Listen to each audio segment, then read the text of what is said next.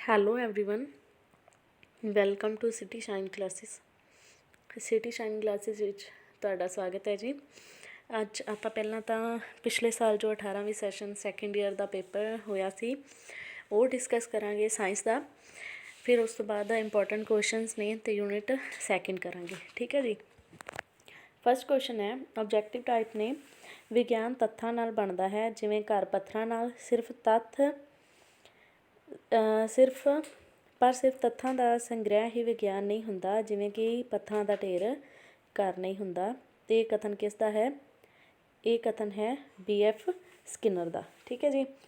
ਉਸ ਤੋਂ ਬਾਅਦ ਹੈ, ਸੈੱਲ ਦੀ ਖੋਜ ਸਭ ਤੋਂ ਪਹਿਲਾਂ ਕਿਸ ਨੇ ਕੀਤੀ? ਰੋਬਰਟ ਹੁੱਕ ਨੇ ਕੀਤੀ। ਅਧਿਆਪਕ ਲਈ ਕੋਈ ਵੀ ਚੀਜ਼ ਇੰਨੀ ਘਾਤਕ ਨਹੀਂ ਹੁੰਦੀ ਜਿੰਨੀ ਕਿ ਤਿਆਰੀ ਦਾ ਨਾ ਹੋਣਾ। ਇਹ ਕਥਨ ਕਿਸ ਦਾ ਹੈ? ਇਹ ਕਥਨ ਡੇਵਿਸ ਦਾ ਹੈ। ਸੋਡੀਅਮ ਦਾ ਪਰਮਾਣੂ ਸੰਕੇਤ ਅਤੇ ਪਰਮਾਣੂ ਅੰਕ ਲਿਖੋ। ਸੋਡੀਅਮ ਦਾ ਪਰਮਾਣੂ ਸੰਕੇਤ Na ਹੈ ਅਤੇ ਪਰਮਾਣੂ ਅੰਕ 1 ਹੈ। NFC 2005 ਅਨੁਸਾਰ ਮੁੱਢਲੀ ਸਿੱਖਿਆ ਵਿੱਚ ਬੱਚੇ ਦੀ ਸਿੱਖਿਆ ਦਾ ਮਾਧਿਅਮ ਕਿਹੜੀ ਭਾਸ਼ਾ ਹੋਣੀ ਚਾਹੀਦੀ ਹੈ? ਬੱਚੇ ਦੀ ਮਾਤ ਭਾਸ਼ਾ। ਛੋਟੇ ਉੱਤਰਾਂ ਵਾਲੇ ਕੁਐਸਚਨਸ ਨੇ। ਇੱਕ ਕੁਐਸਚਨ ਹੈ ਜੋ ਉਹ 3 ਨੰਬਰ ਦਾ ਹੈ, 5 ਕਰਨੇ ਹੈ। ਠੀਕ ਹੈ ਜੀ। 6 ਦਿੱਤੇ ਹੋਏ ਹੈ। ਵਿਗਿਆਨ ਦਾ ਗਿਆਨ ਹਮੇਸ਼ਾ ਅੰਤਰਿਮ ਜਾਂ ਅਜਮਾਇਸ਼ੀ ਨਹੀਂ ਹੁੰਦਾ ਹੈ, ਕਿਵੇਂ? ਵਿਆਖਿਆ ਕਰੋ। ਪੌਦਾ ਸੈੱਲ ਦਾ ਚਿੱਤਰ ਬਣਾਓ ਅਤੇ ਇਸ ਨੂੰ ਲੇਬਲ ਕਰੋ। ਚੁੰਬਕ ਦੀਆਂ ਕੋਈ 6 ਵਿਸ਼ੇਸ਼ਤਾਵਾਂ। ਠੀਕ ਹੈ ਜੀ। ਉਸ ਤੋਂ ਬਾਅਦ ਹੈ, ਮਨਜੀਤ ਦਾ ਪੁੰਜ 50 ਕਿਲੋਗ੍ਰਾਮ ਹੈ ਅਤੇ ਜਗਜੀਤ ਦਾ ਪੁੰਜ 45 ਕਿਲੋਗ੍ਰਾਮ ਹੈ। ਦੋਵੇਂ ਇੱਕ ਦੂਜੇ ਤੋਂ 1 ਮੀਟਰ ਦੀ ਦੂਰੀ 'ਤੇ ਖੜ੍ਹੇ ਹਨ। ਉਹਨਾਂ ਦੇ ਵਿਚਕਾਰ ਲੱਗ ਰਹੇ ਆਕਰਸ਼ਣ ਬਲ ਦੀ ਗਣਨਾ ਕਰੋ। ਉਸ ਤੋਂ ਬਾਅਦ ਹੈ, ਪ੍ਰਯੋਗਸ਼ਾਲਾ ਕਾਰਜ ਦੀ ਯੋਜਨਾਬੰਦੀ ਕਰਦੇ ਸਮੇਂ ਕਿਹੜੇ ਨੁਕਤਿਆਂ ਨੂੰ ਧਿਆਨ ਵਿੱਚ ਰੱਖਣਾ ਚਾਹੀਦਾ ਹੈ? ਵਿਗਿਆਨ ਨੂੰ ਬਰਾਬਰੀਕਰਨ ਯਾਨੀ ਇਕੁਐਲਿਟੀ ਦੇ ਸਾਧਨ ਵਜੋਂ ਕਿਵੇਂ ਵਰਤਿਆ ਜਾ ਸਕਦਾ ਹੈ? ਉਸ ਤੋਂ ਬਾਅਦ ਵੱਡੇ ਕੁਐਸਚਨਸ ਨੇ ਜੀ। ਸਕੂਲ ਪੱਧਰ 'ਤੇ ਵਿਗਿਆਨ ਪੜ੍ਹਾਉਣ ਦੇ ਉਦੇਸ਼ਾਂ ਦਾ ਵਿਸਥਾਰ ਨਾਲ ਵਰਣਨ ਕਰੋ। ਤੁਸੀਂ ਆਪਣੇ ਵਿਦਿਆਰਥੀਆਂ ਵਿੱਚ ਵਿਗਿਆਨਿਕ ਦ੍ਰਿਸ਼ਟੀਕੋਣ ਕਿਵੇਂ ਪੈਦਾ ਕਰ ਸਕਦੇ ਹੋ ਲਿਖਿਆ ਹੋਣਾ ਚਾਹੀਦਾ ਸੀ। ਚਿੱਤਰ ਦੀ ਸਹਾਇਤਾ ਨਾਲ ਮਨੁੱਖੀ ਅੱਖ ਦੇ ਵੱਖ-ਵੱਖ ਭਾਗ ਦੱਸੋ। ਜੰਤੂ ਟਿਸ਼ੂਆਂ ਦੀ ਕਿਸਮਾਂ ਦਾ ਵਿਸਥਾਰ ਨਾਲ ਵਰਣਨ ਕਰੋ। ਸੰਕਲਪਾਂ ਨੂੰ ਸੰਗਠਿਤ ਕਰਨ ਦੇ ਮੂਲ ਸਿਧਾਂਤਾਂ ਦਾ ਵਰਣਨ ਕਰੋ। ਸਵੈ ਨਿਰਮਿਤ ਉਪਕਰਨਾਂ ਤੋਂ ਕੀ ਭਾਵ ਹੈ? ਇਹਨਾਂ ਦੇ ਮਹੱਤਵ ਬਾਰੇ ਵਿਸਥਾਰ ਨਾਲ ਚਰਚਾ ਕਰੋ। ਵਿਗਿਆਨ ਅਤੇ ਸਮਾਜ ਇੱਕ ਦੂਜੇ ਨੂੰ ਕਿਸ ਤਰ੍ਹਾਂ ਪ੍ਰਭਾਵਿਤ ਕਰਦੇ ਹਨ? ਵਿਸਥਾਰ ਨਾਲ ਉਦਾਹਰਨਾਂ ਦਿਓ। ਵਿਗਿਆਨ ਦੀ ਸਿੱਖਿਆ ਵਿੱਚ ਬੱਚੇ ਦੀ ਭਾਸ਼ਾ ਅਤੇ ਸਮਾਜੀ ਸੱਭਿਆਚਾਰਕ ਪਿਛੋਕੜ ਉਸ ਦੇ ਸਿੱਖਣ ਨੂੰ ਕਿਸ ਤਰ੍ਹਾਂ ਪ੍ਰਭਾਵਿਤ ਕਰਦਾ ਹੈ? ਵਿਸਥਾਰ ਨਾਲ ਵਰਣਨ ਕਰੋ। ਇਹ 10-10 ਮਾਰਕਸ ਦੇ ਕੁਐਸਚਨਸ ਨੇ, 4 ਕਰਨੇ ਨੇ ਜੀ ਹਰੇਕ ਯੂਨਿਟ 'ਚੋਂ ਇੱਕ।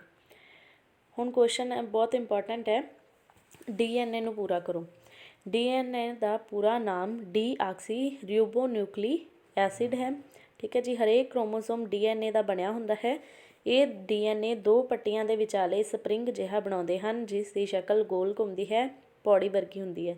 ਇਹਨਾਂ DNA ਪੌੜੀਆਂ ਵਿੱਚ ਹੀ ਜਨਕ ਹਦਾਇਤਾਂ ਦੀ ਕਿਤਾਬ ਹੁੰਦੀ ਹੈ, ਜੋ ਮਨੁੱਖ ਦੇ ਵਿਕਾਸ ਦਾ ਆਧਾਰ ਬਣਦੀ ਹੈ। ਠੀਕ ਹੈ ਜੀ। ਉਸ ਤੋਂ ਬਾਅਦ ਹੈ ਜੀਨ। DNA ਦੀਆਂ ਪੌੜੀਆਂ ਨੂੰ ਜੀਨਸ ਕਿਹਾ ਜਾਂਦਾ ਹੈ। ਇਹ ਆਪਸ ਵਿੱਚ ਮਾਲਾ ਦੇ ਮਣਕਿਆਂ ਵਾਂਗ ਹੀ ਪਰੋਈਆਂ ਹੁੰਦੀਆਂ ਹਨ। ਉਸ ਤੋਂ ਬਾਅਦ ਨੈਕਸਟ ਕੁਐਸਚਨ ਹੈ, ਬਲ ਅਤੇ ਦਬਾਅ ਵਿੱਚ ਅੰਤਰ। ਇਹ ਵੀ ਇੰਪੋਰਟੈਂਟ ਕੁਐਸਚਨ ਹੈ। ਬਲ ਅਤੇ ਦਬਾਅ ਕੀ ਹੁੰਦੇ ਨੇ? ਬਲ ਵੱਖਰੀ ਚੀਜ਼ ਹੈ ਅਤੇ ਦਬਾਅ ਵੱਖਰੀ ਚੀਜ਼ ਹੈ। ਬਲ ਅਤੇ ਦਬਾਅ 2 ਬਹੁਤ ਹੀ ਮਹੱਤਵਪੂਰਨ ਧਾਰਨਾਵਾਂ ਹਨ। ਇਹਨਾਂ ਦੋਵਾਂ ਧਾਰਨਾਵਾਂ ਵਿੱਚ ਬਹੁਤ ਸਮਾਨਤਾਵਾਂ ਪਾਈਆਂ ਜਾਂਦੀਆਂ ਹਨ, ਪਰ ਇਸ ਦੇ ਨਾਲ ਹੀ ਉਹਨਾਂ ਵਿੱਚ ਬਹੁਤ ਸਾਰੇ ਅੰਤਰ ਵੀ ਹਨ। ਵਿਦਿਆਰਥੀ ਆਮ ਤੌਰ 'ਤੇ ਬਲ ਅਤੇ ਦਬਾਅ ਦੇ ਇਸ ਅੰਤਰ ਨੂੰ ਸਮਝਣ ਵਿੱਚ ਅਸਮਰੱਥ ਹੁੰਦੇ ਹਨ ਅਤੇ ਉਹ ਇਹਨਾਂ ਦੋਨਾਂ ਧਾਰਨਾਵਾਂ ਨੂੰ ਇੱਕ ਹੀ ਸਮਝਦੇ ਹਨ, ਪਰੰਤੂ ਇਹਨਾਂ ਧਾਰਨਾਵਾਂ ਨੂੰ ਮਾਪਣ ਦੀਆਂ ਇਕਾਈਆਂ ਅਲੱਗ-ਅਲੱਗ ਹੁੰਦੀਆਂ ਹਨ ਅਤੇ ਨਾਲ ਹੀ ਅੰਤਰ ਸੰਬੰਧਿਤ ਵੀ ਹੁੰਦੇ ਹਨ, ਜਿਸ ਨੂੰ ਹੇਠ ਲਿਖੇ ਸਮੀਕਰਨ ਦੀ ਮਦਦ ਨਾਲ ਜ਼ਾਹਿਰ ਕਰ ਸਕਦੇ ਹਾਂ ਜਾਂ ਸਮਝ ਸਕਦੇ ਹਾਂ। ਪ੍ਰੈਸ਼ਰ ਇਕੁਅਲ ਟੂ ਫੋਰਸ ਜਾਂ ਏਰੀਆ। ਬਲ ਅਤੇ ਦਬਾਅ ਵਿੱਚ ਕੀ ਅੰਤਰ ਨੇ? ਬਲ ਇੱਕ ਧੱਕਾ ਜਾਂ ਖਿਚਾਣ ਹੁੰਦਾ ਹੈ। ਠੀਕ ਹੈ ਜੀ, ਜੋ ਗਤੀ ਨੂੰ ਪ੍ਰੋਤਸਾਹਨ ਦਿੰਦਾ ਹੈ ਅਤੇ ਇਹ ਗਤੀ ਦੀ ਸਥਿਤੀ ਨੂੰ ਬਦਲ ਦਿੰਦਾ ਹੈ। ਦਬਾਅ ਇੱਕ ਅਜਿਹਾ ਬਲ ਹੈ ਜੋ ਸਤਹੀ ਭਾਗ 'ਤੇ ਜ਼ੋਰ ਪਾਉਂਦਾ ਹੈ। ਨੈਕਸਟ ਕੁਐਸਚਨ ਹੈ, ਕੱਚ ਦੇ ਦੁਆਰਾ ਅਪਵਰਤਨ ਬਾਰੇ ਤੁਸੀਂ ਕੀ ਜਾਣਦੇ ਹੋ? ਕੱਚ ਦੀ ਸਲੈਬ 'ਤੇ ਜੋ ਅਪਵਰਤਨ ਹੁੰਦਾ ਹੈ ਉਹ ਕਿਵੇਂ ਹੁੰਦਾ ਹੈ? ਠੀਕ ਹੈ ਜੀ। ਇਹ ਥੱਲੇ ਪ੍ਰਯੋਗ ਦਿੱਤਾ ਹੋਇਆ ਹੈ। ਉਸ ਤੋਂ ਬਾਅਦ ਕੁਐਸਚਨ ਹੈ, ਜੀਵ ਦੀ ਮੁੱਢਲੀ ਇਕਾਈ ਕੀ ਹੈ? ਜਦ ਜੀਵਨ ਦੀ ਮੁੱਢਲੀ ਇਕਾਈ ਕੀ ਹੈ? ਤਾਂ ਜੀਵਨ ਦੀ ਮੁੱਢਲੀ ਇਕਾਈ ਜਾਂ ਜੀਵ ਦੀ ਮੁੱਢਲੀ ਇਕਾਈ ਸੈੱਲ ਹੈ। ਠੀਕ ਹੈ ਜੀ। ਪ੍ਰਿਥਵੀ ਸਾਡਾ ਇੱਕ ਗ੍ਰਹਿ ਹੈ। ਇਸ 'ਤੇ 3 ਤਰ੍ਹਾਂ ਦੇ ਜੀਵ, ਸੰਜੀਵ, ਨਿਰਜੀਵ ਅਤੇ ਮ੍ਰਿਤਕ ਮਿਲਦੇ ਹਨ। ਸੰਜੀਵਾਂ ਵਿੱਚ ਸਭ ਤਰ੍ਹਾਂ ਦੇ ਪੌਦੇ, ਪ੍ਰਾਣੀ ਸ਼ਾਮਿਲ ਹੁੰਦੇ ਹਨ। ਇਹਨਾਂ ਵਿੱਚ ਬੈਕਟੀਰੀਆ ਅਤੇ ਵਾਇਰਸ ਵਰਗੇ ਸੂਖਮ ਜੀਵ, ਜਿਨ੍ਹਾਂ ਨੂੰ ਨੰਗੀ ਅੱਖ ਨਾਲ ਨਹੀਂ ਵੇਖਿਆ ਜਾ ਸਕਦਾ, ਤੋਂ ਲੈ ਕੇ ਵੱਡੇ ਆਕਾਰ ਦੀ ਬਲੂ ਵੇਲ ਵੀ ਸ਼ਾਮਿਲ ਹੈ। ਠੀਕ ਹੈ ਜੀ, ਜੋ ਧਰਤੀ 'ਤੇ ਪਾਈਆਂ ਜਾਂਦੀਆਂ ਸਭ ਤੋਂ ਵੱਡਾ ਪ੍ਰਾਣੀ ਹੈ। ਸੈੱਲ ਸੰਜੀਵਾਂ ਦੀ ਮੁੱਢਲੀ ਸੰਰਚਨਾਤਮਕ ਅਤੇ ਵਿਵਹਾਰਿਕ ਇਕਾਈ ਹੈ। ਸੰਜੀਵਾਂ ਨੂੰ ਆਪਣੇ ਵੱਖ-ਵੱਖ ਕੰਮਾਂ ਨੂੰ ਚੰਗੀ ਤਰ੍ਹਾਂ ਕਰਨ ਲਈ ਸੰਗਠਨ ਦੀ ਲੋੜ ਹੁੰਦੀ ਹੈ। ਸੈੱਲ ਸਰੀਰਕ ਗਠਨ ਦੀ ਸਭ ਤੋਂ ਛੋਟਾ ਭਾਗ ਹੈ, ਜੋ ਆਪਣੀ ਸੁਤੰਤਰ ਹੋਂਦ ਬਣਾਉਣ ਦੇ ਯੋਗ ਹੁੰਦਾ ਹੈ ਅਤੇ ਜੀਵ ਦੇ ਜ਼ਰੂਰੀ ਕੰਮਾਂ ਨੂੰ ਨਿਭਾਉਂਦਾ ਹੈ। ਸਾਡੇ ਸਰੀਰ ਦਾ ਹਰੇਕ ਅੰਗ, ਚਮੜੀ, ਦਿਮਾਗ, ਮਾਸਪੇਸ਼ੀ ਭਾਵੇਂ ਹੱਡੀ ਹੋਵੇ, ਕਈ ਸੌ ਹਜ਼ਾਰਾਂ ਸੈੱਲਾਂ ਨੂੰ ਮਿਲ ਕੇ ਬਣਦੇ ਹਨ। ਉਸੇ ਤਰ੍ਹਾਂ ਪੌਦਿਆਂ ਵਿੱਚ ਵੀ ਭਾਗ, ਉਹਨਾਂ ਦੇ ਪੱਤੇ, ਜੜ, ਤਣਾ ਸਭ ਕੁਝ ਸੈੱਲਾਂ ਤੋਂ ਹੀ ਬਣਦਾ ਹੈ। ਨੈਕਸਟ ਕੁਐਸਚਨ ਹੈ ਕਿ ਪਦਾਰਥ ਦੀ ਪ੍ਰਕਿਰਤੀ ਕਿਵੇਂ ਦੀ ਹੁੰਦੀ ਹੈ। ਸਾਰੇ ਪਦਾਰਥਾਂ ਵਿੱਚ ਮਾਦਾ ਅਰਥਾਤ ਭੌਤਿਕ ਤੱਤ ਹੁੰਦਾ ਹੈ। ਮਾਦੇ ਦਾ ਮੁੱਢਲਾ ਗੁਣ ਇਹ ਹੈ ਕਿ ਇਹ ਵੀ ਥਾਂ ਘੇਰਦਾ ਹੈ ਅਤੇ ਇਸ ਦਾ ਪੁੰਜ ਹੁੰਦਾ ਹੈ, ਮਾਸ ਹੁੰਦਾ ਹੈ। ਸਾਡੇ ਆਲੇ ਦੁਆਲੇ ਦੀਆਂ ਵਸਤੂਆਂ ਜ਼ਿਆਦਾਤਰ ਠੋਸ ਰੂਪ ਵਿੱਚ ਹੁੰਦੀਆਂ ਹਨ, ਜਿਵੇਂ ਇੱਕ ਚੱਟਾਨ, ਲੱਕੜੀ ਦਾ ਟੁਕੜਾ, ਇੱਟ, ਲੋਹੇ ਦੀ ਛੜ, ਮੇਜ਼, ਕੁਰਸੀ ਆਦਿ। ਠੀਕ ਹੈ ਜੀ। ਕੁਝ ਨੇ ਜੋ ਤਰਲ ਹੁੰਦੀਆਂ ਨੇ। ਮਾਦੇ ਦੀਆਂ ਅਵਸਥਾਵਾਂ ਕਿੰਨੀਆਂ ਹੁੰਦੀਆਂ ਨੇ, ਨੀਚੇ ਦਿੱਤੀਆਂ ਨੇ। ਠੋਸ ਪਦਾਰਥਾਂ ਦਾ ਆਕਾਰ, ਆਇਤਨ ਅਤੇ ਪੁੰਜ ਨਿਸ਼ਚਿਤ ਹੁੰਦਾ ਹੈ। ਠੋਸ ਵਹਿੰਦੇ ਨਹੀਂ ਅਤੇ ਨਾ ਹੀ ਉਹਨਾਂ ਨੂੰ ਰੋਕਣ ਲਈ ਕਿਸੇ ਬਰਤਨ ਦੀ ਲੋੜ ਹੁੰਦੀ ਹੈ। ਠੀਕ ਹੈ ਜੀ। ਠੋਸ, ਤਰਲ ਅਤੇ ਗੈਸ ਜਿਹੜੀਆਂ ਨੇ ਉਹ 3 ਅਵਸਥਾਵਾਂ ਹੁੰਦੀਆਂ ਨੇ ਮੈਟਰ ਦੀਆਂ, ਪਦਾਰਥ ਦੀਆਂ। ਠੀਕ ਹੈ ਜੀ। ਉਸ ਤੋਂ ਬਾਅਦ ਪਦਾਰਥ ਦੇ ਗੁਣ ਨੇ ਦ੍ਰਿਸ਼ਟੀਗੋਚਰਤਾ, ਕਿ ਜਿਹਨੂੰ ਅਸੀਂ ਛੂਹ ਸਕਦੇ ਹਾਂ, ਜੋ ਠੋਸ ਹੁੰਦਾ ਹੈ ਉਹ ਪਦਾਰਥ ਹੁੰਦਾ ਹੈ, ਦਿਖ ਸਕਦਾ ਹੈ। ਠੀਕ ਹੈ ਜੀ। ਆਕਾਰ, ਉਹਦਾ ਇੱਕ ਨਿਸ਼ਚਿਤ ਆਕਾਰ ਹੁੰਦਾ ਹੈ, ਉਹ ਥਾਂ ਘੇਰਦਾ ਹੈ।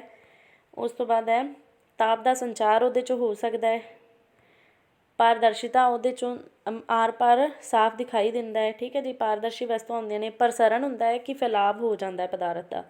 ਚੁੰਬਕਤਾ ਹੁੰਦੀ ਹੈ, ਇੱਕ ਦੂਜੇ ਵਸਤੂਆਂ ਨੂੰ ਇੱਕ ਦੂਜੇ ਨੂੰ ਆਪਸ ਵਿੱਚ ਖਿੱਚਦੀਆਂ ਨੇ ਇੱਕ ਦੂਜੇ ਨੂੰ। ਘੁਲਣਸ਼ੀਲਤਾ ਹੁੰਦੀ ਹੈ। ਠੀਕ ਹੈ ਜੀ। ਪਦਾਰਥ ਦੀ ਮੁੱਢਲੀ ਇਕਾਈ ਕੀ ਹੈ। ਧਰਤੀ ਉੱਤੇ ਸੱਭਿਅਤਾ ਦੇ ਵਿਕਾਸ ਦੇ ਸਮੇਂ ਤੋਂ ਹੀ ਪਦਾਰਥ ਅਤੇ ਮਾਦੇ ਦੀਆਂ ਵੱਖ-ਵੱਖ ਕਿਸਮਾਂ ਹੋਂਦ ਦਾ ਕਾਰਨ ਜਾਣਨ ਲਈ ਯਤਨ ਕੀਤੇ ਜਾ ਰਹੇ ਹਨ। ਗ੍ਰੀਕ ਲੋਕਾਂ ਦਾ ਵਿਚਾਰ ਸੀ ਕਿ ਅਗਨੀ, ਪਾਣੀ, ਹਵਾ ਅਤੇ ਪ੍ਰਿਥਵੀ ਸਾਰੇ ਹੀ ਪਦਾਰਥਾਂ ਦੇ ਮੂਲ ਰਚਨਾਤਮਕ ਤੱਤ ਸਨ।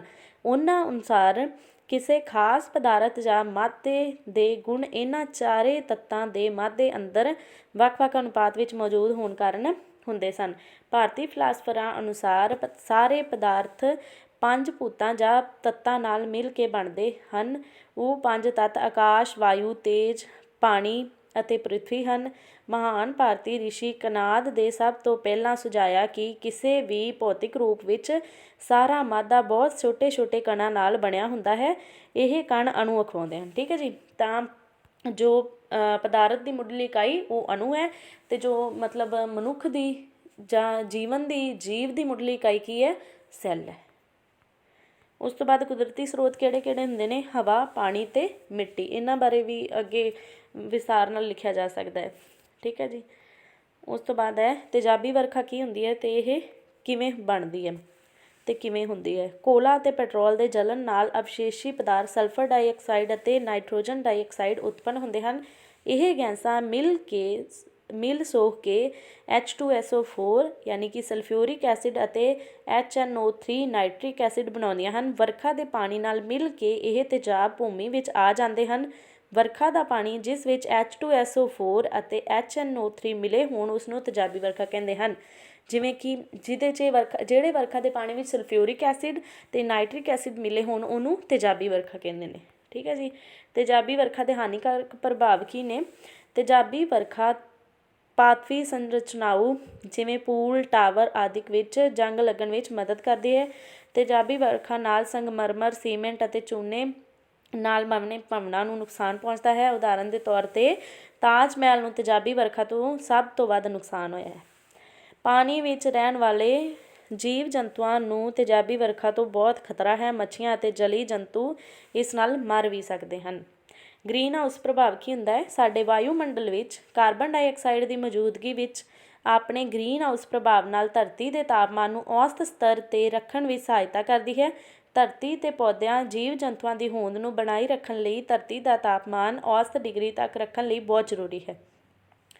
ਸੂਰਜ ਦੀਆਂ ਇਨਫਰਾਰੈੱਡ ਵਿਕਿਰਨਾਂ ਨੂੰ ਕਾਰਬਨ ਡਾਈਆਕਸਾਈਡ ਦੁਆਰਾ ਬਾਹਰ ਜਾਣੋਂ ਰੋਕੇ ਜਾਣ ਦੇ ਫਲਸਵਰੂਪ ਧਰਤੀ ਦੇ ਸਮੁੱਚੇ ਵਾਤਾਵਰਣ ਨੂੰ ਗਰਮ ਕਰਨ ਦੇ ਵਰਤਾਰੇ ਨੂੰ ਗ੍ਰੀਨ ਹਾਊਸ ਪ੍ਰਭਾਵ ਕਹਿੰਦੇ ਹਨ। ਠੀਕ ਹੈ ਜੀ। ਉਸ ਤੋਂ ਬਾਅਦ ਪਾਣੀ, ਇਹ ਇੱਕ ਕੁਦਰਤੀ ਸੋਮਾ ਹੈ। ਭਾਵੇਂ ਕੁਦਰਤ ਤੇ ਮਨੁੱਖ ਨੂੰ ਅੰਨ ਦਾ ਬਹੁਤ ਮੁੱਲਾ ਸੰਸਾਧਨ ਜਿਵੇਂ ਕਿ ਸੋਨਾ, ਧਰਤੀ, ਹੀਰੇ, ਲੋਹਾ ਆਦਿ ਪ੍ਰਦਾਨ ਕੀਤਾ ਹੈ, ਉਹਨਾਂ ਦੇ ਬਾਵਜੂਦ ਵੀ ਯੂਨਾਨੀ ਯਾਨੀ ਕਿ ਗ੍ਰੀਕ ਕਵੀ ਪਿੰਦਾਰ ਦੇ ਅਨੁਸਾਰ ਜਲ ਪਾਣੀ ਸਰਵ ਉੱਤਮ ਕੁਦਰਤੀ ਦੇਣ ਹੈ। ਇਸ ਦੇ ਮੁਕਾਬਲੇ ਦਾ ਕੋਈ ਵੀ ਹੋਰ ਸੰਸਾਧਨ ਨਹੀਂ ਹੋ ਸਕਦਾ ਕਿਉਂਕਿ ਇਸ ਦੇ ਬਿਨਾਂ ਜੀਵਨ ਸੰਭਵ ਨਹੀਂ ਹੈ। ਕਿਸੇ ਪੌਦੇ ਨੂੰ ਵੀ ਪਾਣੀ ਨਾ ਮਿਲਣ 'ਤੇ ਉਹ ਵੀ ਮਰ ਜਾਂਦਾ ਹੈ। ਠੀਕ ਹੈ ਜੀ। ਉਸ ਤੋਂ ਬਾਅਦ ਹੈ ਪਾਣੀ ਦੇ ਭੌਤਿਕ ਗੁਣ ਕੀ ਨੇ। ਪਾਣੀ, ਸ਼ੁੱਧ ਪਾਣੀ ਸਧਾਰਨ ਤਾਪਮਾਨ 'ਤੇ ਰੰਗਹੀਨ, ਗੰਧਹੀਨ, ਸਵਾਦਹੀਨ ਦਰਵ ਹੈ। ਪੀਣ ਵਾਲੇ ਪਾਣੀ ਦਾ ਸਵਾਦ ਉਸ ਵਿੱਚ ਘੁਲੇ ਹੋਏ ਖਣਿਜਾਂ ਕਾਰਨ ਹੁੰਦਾ ਹੈ।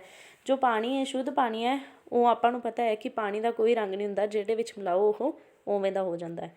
ਉਬਾਲ ਦਰਜਾ ਸਧਾਰਨ ਤਾਪਮਾਨ 'ਤੇ ਵਾਯੂਮੰਡਲੀ ਦਬਾਅ ਦੇ ਅਧੀਨ ਸ਼ੁੱਧ ਪਾਣੀ ਦਾ 100 ਡਿਗਰੀ ਸੈਲਸੀਅਸ 'ਤੇ ਹੁੰਦਾ ਹੈ। ਠੀਕ ਹੈ ਜੀ।